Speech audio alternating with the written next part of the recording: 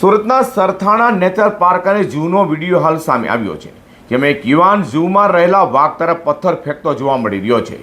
રાષ્ટ્રીય પશુ સાથેની આવી બેદરકારી ભરી હરકતને લઈને લોકોમાં ભારે રોષ ફેલાયો છે।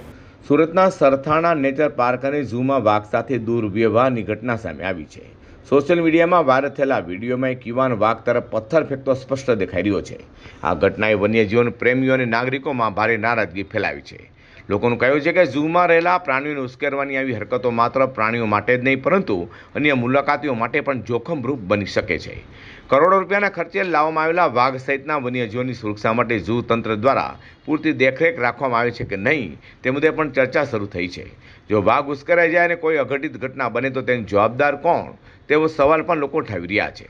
નાગરિકોએ વિડીયો આધારે આરોપીની ઓળખ કરી તેની સામે કડક કાનૂની કાર્યવાહી કરવાની માંગ કરી છે। સાથે સુરત મહાનગરપાલિકા અને પોલીસ તંત્ર આવા તત્વો સામે તાત્કાલિક પગલાં ભરે અને ઝૂમાં સુરક્ષા વ્યવસ્થા વધુ મજબૂત બનાવે તેવી માંગ ઉઠી છે।